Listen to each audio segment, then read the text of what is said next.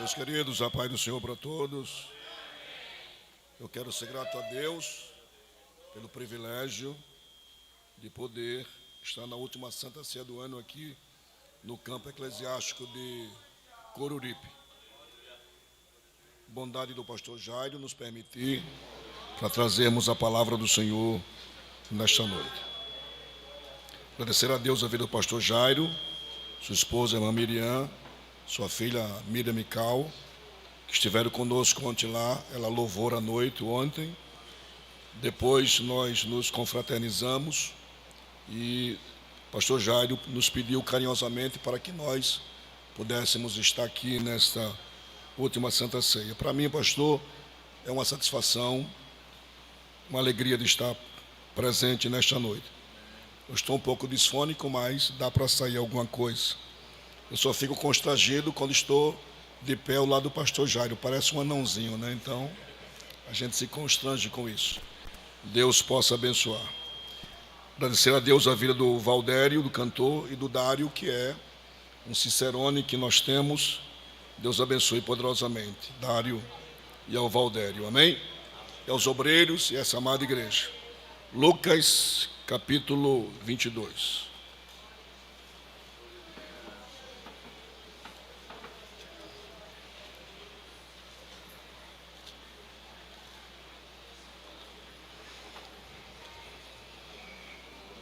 Versículos 14 e 15. Lucas 22, 14 e 15.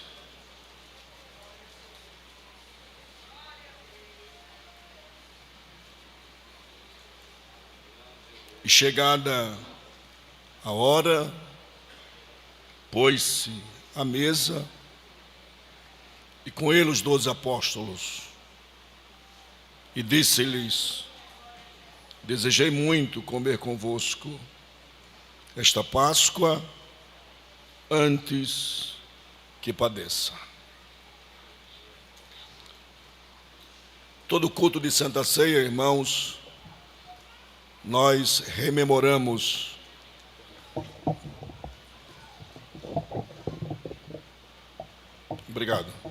Nós rememoramos aquilo que Paulo fala na sua primeira epístola aos Coríntios, capítulo 11, versículo 26. Paulo diz: todas as vezes comerdes este pão, beberdes este cálice, anunciai a morte do Senhor até que Ele venha. Cristo, na verdade, Ele está celebrando a última Páscoa e Ele vai instituir a ceia do Senhor.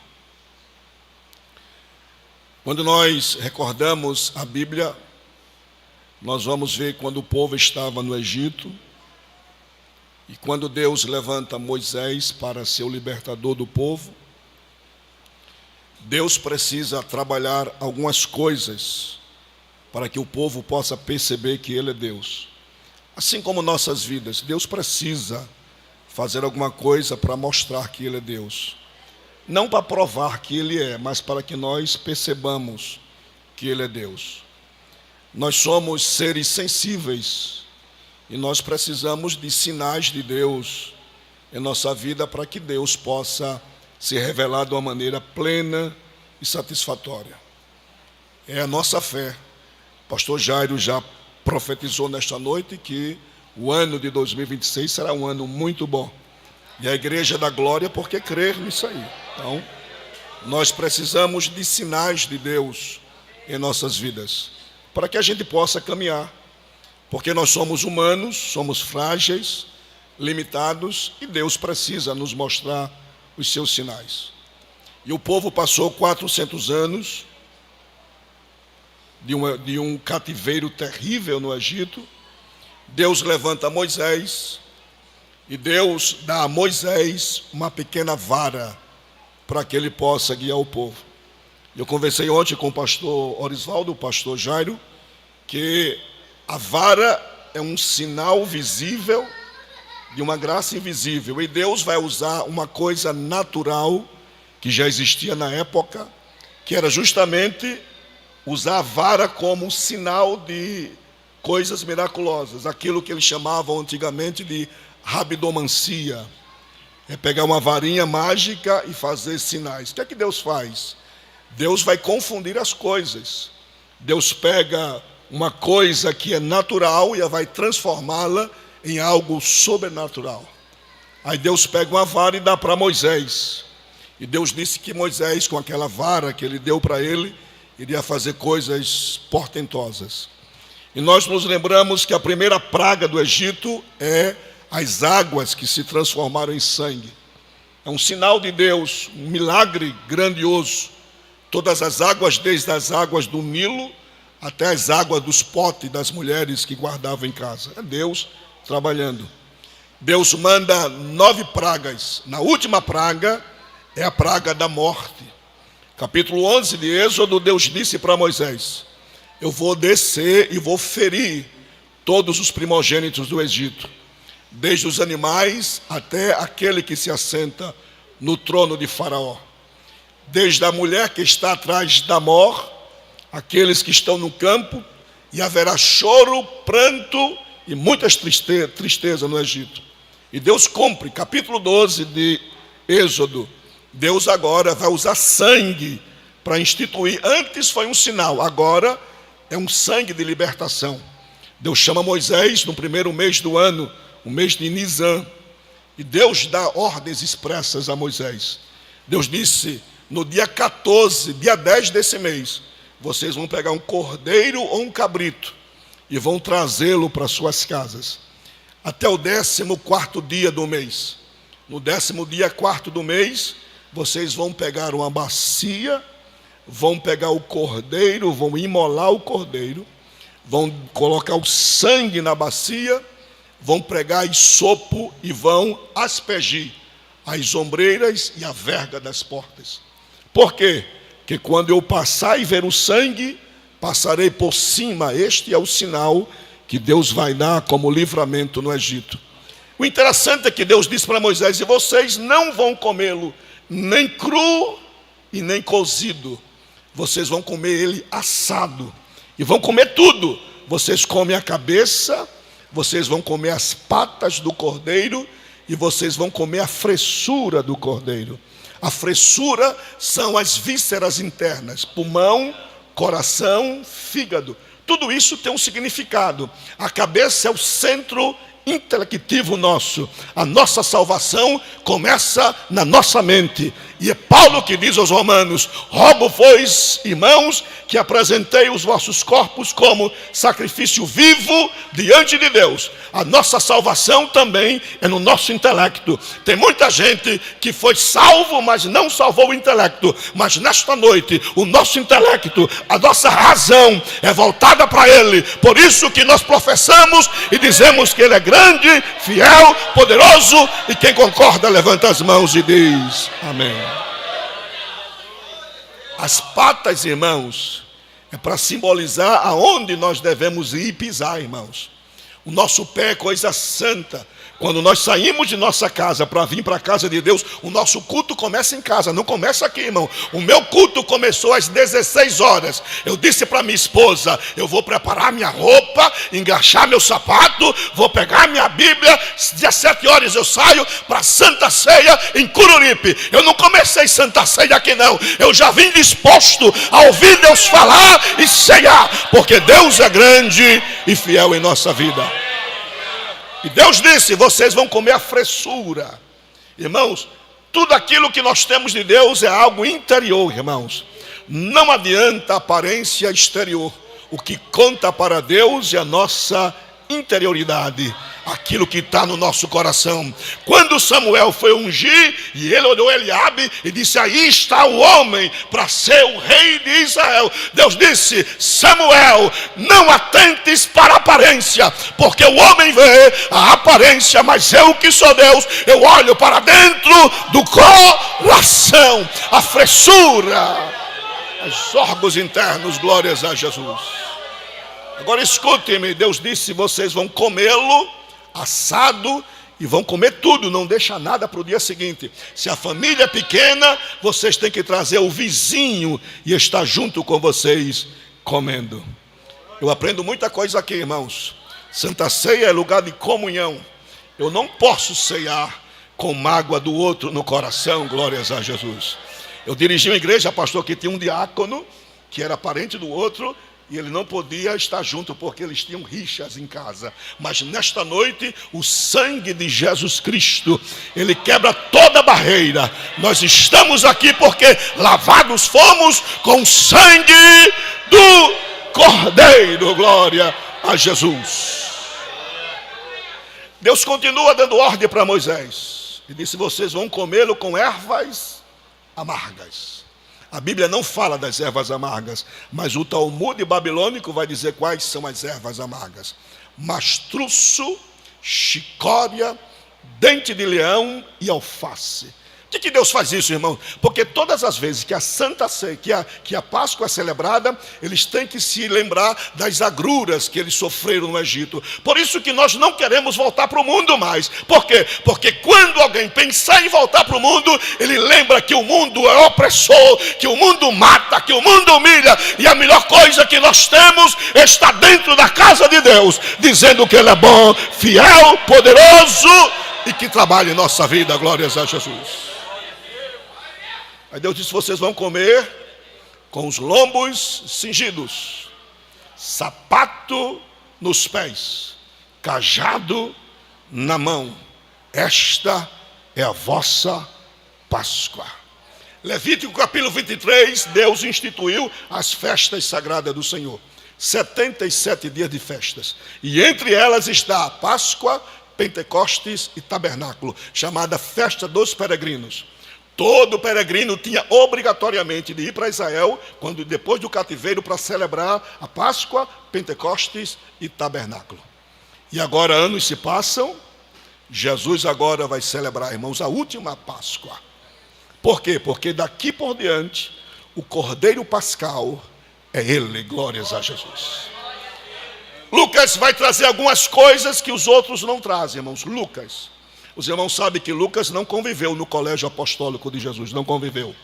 Lucas, ele vai escrever sobre Jesus, e ele não escreve daquilo que ouve somente, mas ele vai perguntar às testemunhas, ele vai consultar os apóstolos, o que foi que Cristo fez. Está lá, Lucas capítulo 1, versículo de 1 a 4. Lucas vai dizer: amado Teófilo, eu decidi fazer uma minúcia da vida de Jesus, e eu fui ouvir testemunhas, e ouvi da boca deles o que Cristo falou e o que Cristo fez. Glórias a Jesus. Ele vai trazer o apanhado todo. Lucas capítulo 9, versículo 51. Começa a trajetória dos últimos dias de Jesus. Aí Lucas diz: e chegando, pois, o dia da sua ascensão, mudou-se o cenário da face de Jesus, porque o seu pensamento era ir para Jerusalém. Todos nós que estamos aqui nesta noite, para entrar no templo tem que mudar a feição, irmão. A nossa feição nesta noite é de comungarmos na presença do Senhor. O nosso rosto tem que transparecer santidade na presença dEle. O nosso rosto tem que estabelecer um propósito. E o nosso propósito foi vir aqui nesta noite, celebrar a ceia e nos alegrarmos até que Ele venha buscar a sua igreja. Quem acredita, levanta as mãos e diz amém, glórias a Jesus. Então Jesus, ele está disposto para ir para Jerusalém. Quando nós chegamos em Lucas capítulo 22, só Lucas vai fazer isso. Lucas vai dizer, 22, versículo 8, que foi Pedro e João, os dois discípulos, que foram preparar o cenáculo para a ceia. Eles preparam tudo, eles vão encontrar um homem com cântaro, e ele vai dizer: o Senhor mandou preparar um lugar para que nós possamos ceiar. Eles estão reunidos, os 12 estão reunidos. Isso é importante, irmãos. A Jesus capítulo 22, versículo 15, Jesus disse: eu desejei muito, muito comer convosco esta Páscoa. Aleluia. O que ele deseja? Porque o Cordeiro Pascal agora vai ser substituído por ele. Não vai ser preciso mais Israel pegar um cordeiro e sacrificá-lo. Agora ele é o sacrifício, glórias a Jesus. Ele está extasiado com aquilo ali. Nesta noite, quando nós estamos celebrando a ceia do Senhor, lá no céu, Jesus se alegra, porque nós estamos dizendo: Maranata, ora vem Senhor Jesus. Maranata, ora vem Senhor Jesus. Maranata, ora vem Senhor Jesus. Aleluia. O problema começa agora. Por quê? Porque Jesus agora, ele primeiro faz a Páscoa, ele está cumprindo toda a lei. Hebreus capítulo 9, versículo 22 diz que quase todo o sacrifício se oferece com sangue, e sem sangue não há remissão de pecados. Aí Jesus pega o cálice, pega o pão, ele parte e diz: tomai e comei, isto é o meu corpo, que é partido por vós. Semelhantemente, depois de ter o partido do pão, pega o cálice agora e apresenta, ele diz: isso é o meu cálice, o cálice da nova e eterna aliança. Eles comeram a Páscoa, celebraram a primeira ceia, mas estão confusos, irmãos. Lucas 22, versículos 24, 25, 26, 27, vai dizer que entre eles houve um certo burburinho. E qual foi? Foi o seguinte: eles queriam saber quem dos que estavam ali era o primeiro no reino dos céus. Veja que interessante. Aí Jesus olha para ele e disse: olha, vocês estão enganados. E eu quero dizer para os senhores nessa noite, se o nosso pensamento for de primazia, nós estamos enganados, irmãos. Aqui o maior é Ele. Aqui quem pode é Ele. Aqui quem faz é Ele. Esta igreja, ela só enche por causa dEle. Só há salvação por causa dEle. Você só está de pé por causa dEle. Só canta por causa dEle. Só toca por causa dEle. Só celebra por causa dEle. Só anda e levanta por causa dEle. Então a Ele toda honra, toda glória, exaltação seja dada ao nome dEle. Glórias a Jesus. Aí Jesus agora, irmãos, vai dar um exemplo agora. Jesus vai dizer: lá fora, entre os homens estão sujeitos aos outros, e lá fora eles brigam, eles vão se engalfiar para ser o primeiro. Aqui não funciona assim, irmãos. Aqui, irmãos, quem quiser ser o primeiro tem que ser o último. Aqui quem quiser ser o servo, o Senhor vai ter que servir. Pastor Jário, nós estamos num tempo difícil. Todo mundo só quer ser o primeiro. E olha, eu estava conversando com o cantor Valdério. Quantas curtidas eu vou ter no WhatsApp. Eu fiquei tremendo porque eu vi o cartaz da Santa Ceia e a mídia multifacetada e coloca lá: pastor Herman vai estar em Cururipe. Aí cria uma expectativa. O que é que ele vai pregar? Mas eu quero dizer nesta noite que o maior aqui é Ele. É Ele que pode, é Ele que tem, é Ele que faz, é Ele que sabe, é Ele que levanta. Curta Jesus nesta noite, que Ele vai fazer milagres. Glórias a Jesus.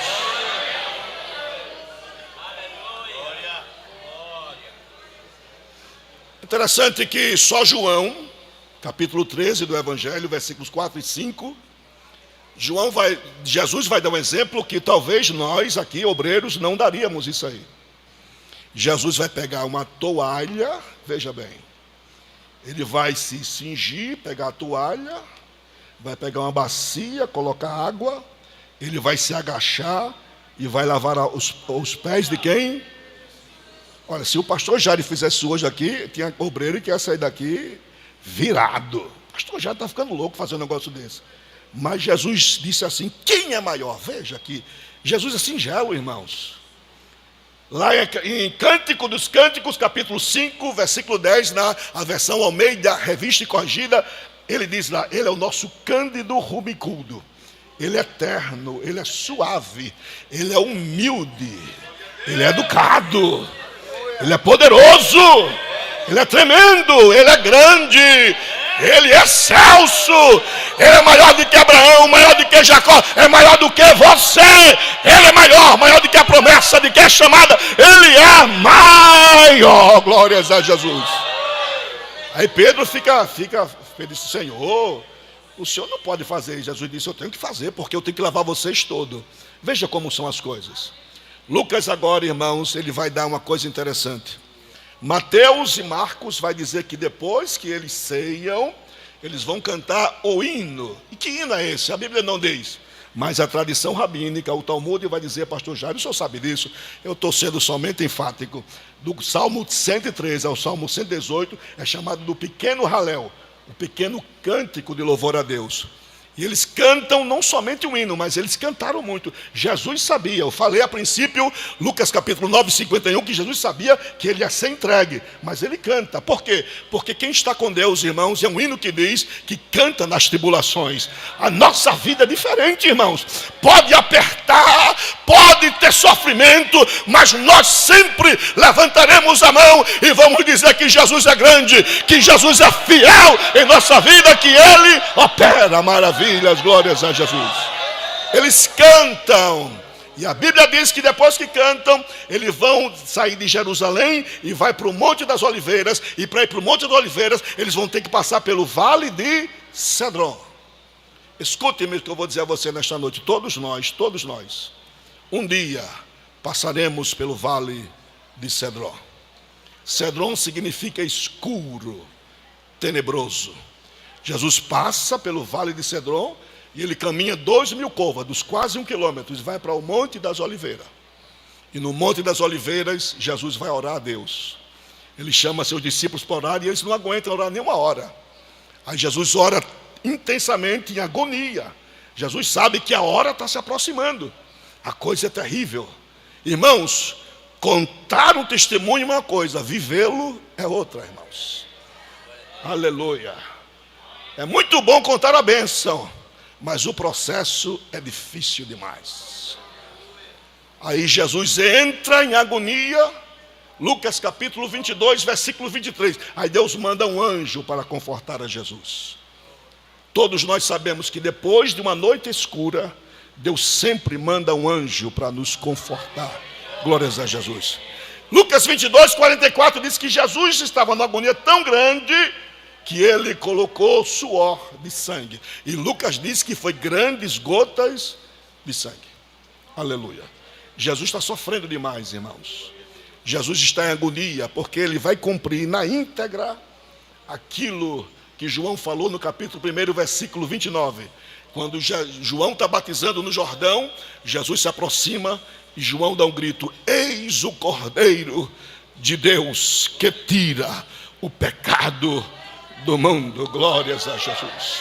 Nós estamos aqui nesta noite porque o nosso pecado foi apagado e foi colocado na cruz como símbolo, como identidade, como coisa concreta que nós fomos renovados e nós somos nova criatura. Não deixe que o diabo coloque coisa na tua cabeça. Você está aqui porque o sangue do Cordeiro lhe remiu de todo o pecado e nós temos autoridade de estarmos na presença dele nesta noite. Glórias a Jesus.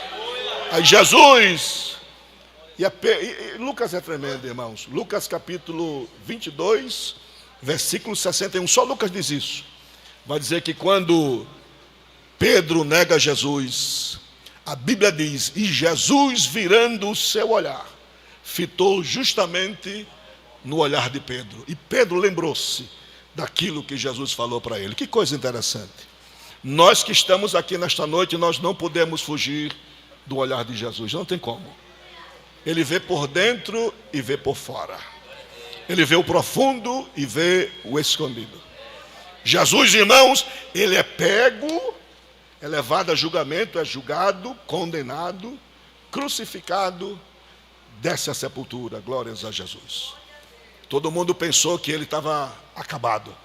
Aí Lucas capítulo 24, os dois discípulos no caminho de Emaús. Um deles se chama Cleopas. O outro não tem nome. Por quê? Porque o outro pode ser eu e pode ser você também. Que nessa caminhada da vida, as coisas fogem do nosso controle. Eles estão caminhando e a Bíblia diz, e de repente Jesus vem e se coloca na onde? No meio deles dois. Aleluia. Que Jesus... E Jesus não diz nada. Ele só ouve eles falarem. Jesus não tem pressa, irmãos, em trabalhar, porque ele vai trabalhar. Glórias a Jesus.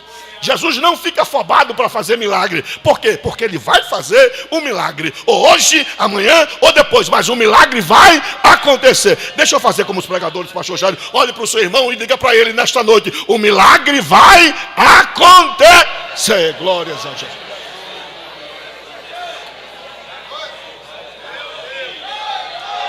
E vai. Acontece, acontece. Aleluia. Aí Jesus no meio, eles estão conversando. Veja a singeleza de Jesus. O que vocês estão conversando aí? É Ele que é o autor de todo acontecimento. Aí ele diz, só o Senhor é peregrino em Jerusalém que não sabe as últimas notícias que aconteceram nesta última hora. Veja que Jesus é tremendo. Jesus diz, quais? Olha que coisa bonita, né? É Ele que é o autor e consumador da fé. E Ele está perguntando quais. E os quais aqui é singelo. Está dizendo assim, olha, o que importa que isso aconteceu? O que importa é que eu estou vivo. Eu estou aqui. Aleluia. Glórias a Jesus. Aí eles começam a dizer, a Jesus Nazareno, homem poderoso em palavra, profeta. E nós pensávamos que era Ele que ia restituir Israel. Às vezes a gente diz isso com Jesus. Jesus, eu pensava que era agora que ia acontecer, e não aconteceu nada. Glórias a Jesus. Pastor Jairo, nós estávamos num culto como este de Santa Ceia no Farol. O senhor sabe que nós celebramos na terça-feira, na sexta no Farol e no domingo de manhã. O pastor está na terça, eu estou na sexta e domingo de manhã, uma vez ou outra, ele está no Farol de manhã. Uma sexta-feira, Dário sabe disso aí, eu já contei N vezes, porque isso é tremendo demais. Depois que acabou a Santa Ceia, nós estávamos reunidos no púlpito, como ficamos sempre, e um jovem senhor veio acompanhado de obreiro. E ele veio chorando muito. E eu disse, o que foi que teve com ele? O obreiro disse, pastor, ele quer que ore por ele. Eu chamei ele para o púlpito, senta aqui, ele sentou na cadeira. Eu disse, o que aconteceu com você? Ele disse, comigo nada. O problema é com minha filha. Eu disse, cadê sua filha? Ele disse, eu vou mostrar. Ele abriu a tela do celular e mostrou a menina de 5 anos. Sofia é o nome dela. E a Sofia estava num quadro terrível. Sofia tinha contraído meningite. Meningite foi para o cérebro dela. A menina entrou em coma. Estava entubada, toda inchada, monitorada. E a médica neuro chamou os pais e disse, se vocês acreditam em Deus, vão buscar socorro na igreja, porque a medicina não pode fazer mais nada. Se Sofia sobreviver, ela vai ficar com sequelas terríveis. Ela pode não enxergar mais, ela pode não andar mais, ela pode ficar prostrada em cima de uma cama. Então a medicina já fez o que pôde. E ele disse, pastor, eu vim aqui porque eu creio que Jesus pode fazer um milagre. Nós oramos por ele, e a oração foi rápida e simples. Nós falamos, Senhor Jesus, entre naquela UTI agora e dê um abraço na Sofia. Ele pegou o carro e foi embora. Eu soube depois, ele disse, pastor, quando eu cheguei no hospital, a minha esposa estava na porta da UTI chorando muito. Eu pensei que Sofia tinha morrido. Eu disse, cadê Sofia? Ela disse, nesse instante, enquanto você estava lá, a Sofia abriu os olhos na UTI. Sofia foi desentubada, ela está com 9 anos hoje, não tem sequela, e o Jesus que operou lá é o Jesus que opera nesta noite. Glórias a Jesus. Jesus é grande. Jesus é fiel. Aleluia. João do capítulo 20 vai dizer que quando Pedro e João esteve lá no sepulcro, Maria Madalena, ela chegou bem cedinho ao sepulcro. Está lá, Lucas capítulo 24. Vai dizer que no alvorecer do dia, ou no crepúsculo do dia, elas foram ao sepulcro. Quem? Maria Madalena, Susana, a outra Maria, mãe de Tiago, estavam todas reunidas. Por que as mulheres? Porque as mulheres, segundo Provérbios capítulo 31, as mulheres sempre se acordam. Isso talvez seja geral, 90%. As mulheres sempre se acordam primeiro do que os homens. É Bíblia? É Bíblia, irmãos. Está lá na mulher virtuosa. E Provérbio diz, mulher virtuosa, quem a achará? O teu valor excede aos rubins. Acorda-se logo cedo, enquanto o seu marido está na cama, ela prepara a roupa, prepara o café, ele já se acorda no cheiro do cuscuz e no café já. A mulher virtuosa. Elas são mulheres virtuosas, acordam cedo para ungir o corpo de Jesus. E João diz que quando ela chega no sepulcro, está a pedra rolada, e o anjo está lá, e ela não sabia que era o anjo, e diz, aonde colocaste o meu Senhor? Glórias a Jesus.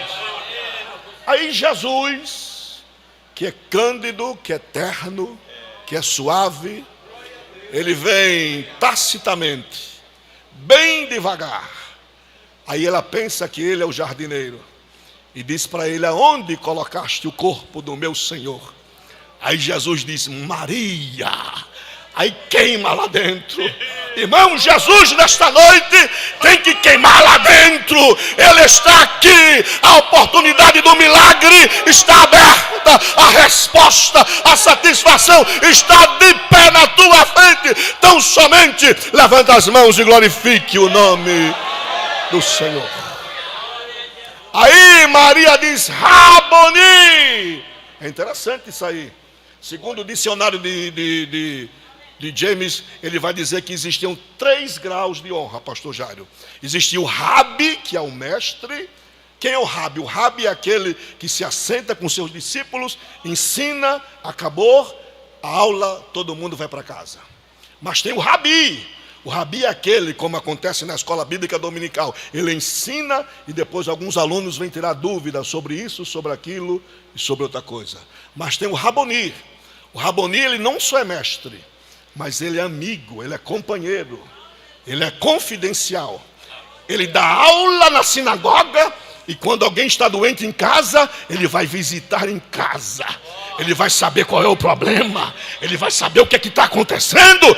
Quando ela diz Raboni, ela está dizendo: meu amado mestre, meu Senhor, o meu guardador, o meu visitador. Nesta noite, o Raboni da Galileia está aqui, vai visitar a tua casa, tua família, teus filhos, teus negócios. Então levanta as suas mãos santas e dê glória para o Raboni da Galileia. Glórias a Jesus.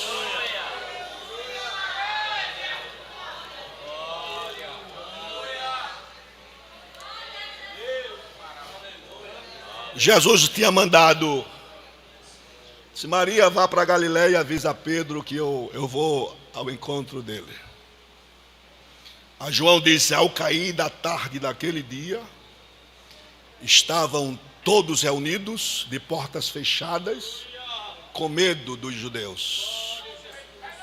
Aí a Bíblia diz que Jesus entrou pelas portas fechadas.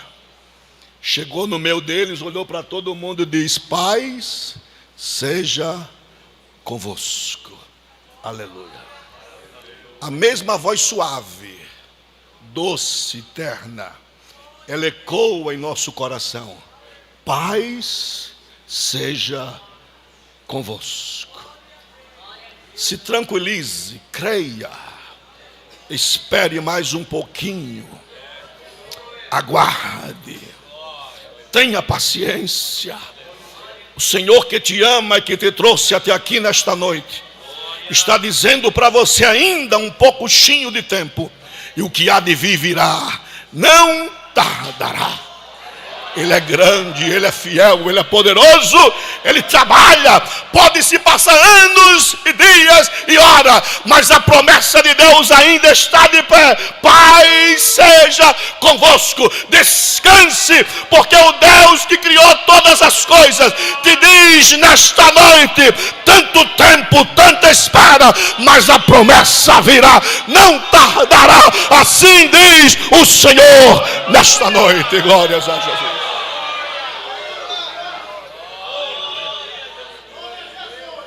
Jesus morre, ressuscita, é assunto aos céus.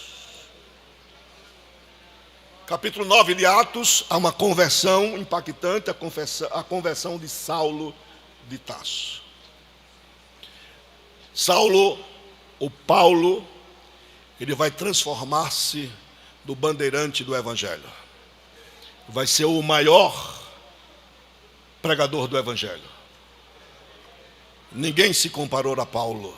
E o próprio Pedro, escrevendo sua segunda epístola, capítulo 3, versículo 15 e 16, ele vai dizer: nosso amado Paulo falou de coisas difíceis, que os indoutos, eles torcem a exegese da coisa. Porque Paulo falou de tudo. Paulo é tremendo. Mas a morte, que existia lá desde Adão, com o primeiro homicídio, e é interessante que o primeiro homicídio aconteceu depois de um culto. E o grande problema nosso, irmãos, é o que acontece depois do culto. Aleluia. Aqui está todo mundo alegre, todo mundo dando glória, falando em mistério. Mas depois que passa da porta, parece que as coisas vão de trás para frente, muitas vezes. E a gente começa a pontuar as coisas. O pregador não foi muito feliz. As irmãs não cantaram bem. O pastor demorou demais. E começa as coisas. Depois do culto, quando Abel ofereceu a Deus a oferta, Caim ofereceu e Deus não aceitou a oferta de Caim, porque Deus não quer coisa de segunda mão, Deus só quer coisa de primeira mão. Deus olha para aquilo que está no nosso coração. A disposição nossa em ofertar está intrinsecamente ligado ao nosso coração. Então não adianta abrir a boca da glória, cantar, profetizar, se não tem nada dentro do coração. Não adianta. Deus não se deixa escarnecer, irmãos. Você tem que sair daqui dessa santa ceia glorificando. Deus falou, Deus vai cumprir. Deus disse e é fiel. O ano vai ser melhor, independente do que aconteça. Mas nós temos que sair daqui com boca santa na presença de Deus. O primeiro homicídio, sangue. Deus teve que matar o animal para cobrir os nossos primeiros pais. Sangue. Sangue aqui, sangue ali. Mas o sangue de Jesus agora, ele vai aplacar isso aqui. Aquilo que era morte, e John Owen, no seu livro A Morte da Morte na Morte de Cristo, ele vai dizer quais os objetivos de Deus descer ao mundo como forma de homem até aqui. Quais foram? De resgatar o que se havia perdido. Lucas capítulo 19, versículo 10, diz que o Filho do Homem veio buscar e salvar aquilo que se havia perdido. É o princípio daquilo que Deus desceu até a terra. Jesus veio com objetivo, irmão. E olha que a coisa é séria. Tem muita gente que está passeando entre dois pensamentos hoje. Não sabe se é salvo, não sabe se não é, não sabe se vai para o céu. E essa inconstância dessa teologia tosca que está havendo hoje, deixa os crentes confusos. Aí vai para a internet, as pessoas proíbem dar dízimo, é isso aqui, vai ser aqui mesmo. E os crentes ficam conscientes de dois pensamentos. Mas Paulo é tremendo, glórias a Jesus. Paulo é sublime, glórias a Jesus. Aleluia. Aí Paulo escreve a sua primeira epístola aos Coríntios, capítulo 15, versículos 55, 56, 57. Aí Paulo vai dizer: ó morte, aonde está o teu aguilhão? Inferno, aonde está a tua vitória? O aguilhão da morte é o pecado. E a força do pecado é a lei. Aí ele vai dizer: mas graças a Deus que nos dá a vitória em Cristo Jesus nosso Senhor. A vitória é nossa em nome de Jesus. A vitória é nossa em nome de Jesus. Aleluia. Eu já vou acabar, senão o pastor Jairo não me chama mais para cá. Filipenses capítulo 2, versículos 5 ao 11. Na igreja antiga, eu creio que o senhor sabe disso, pastor Jairo, era um hino de louvor a Cristo. Era chamado de Carmen Christi. O que é Carmen Christi? Carmen é louvor, adoração. Ou seja, louvor e adoração a Cristo. Aí Paulo começa de uma forma sublime.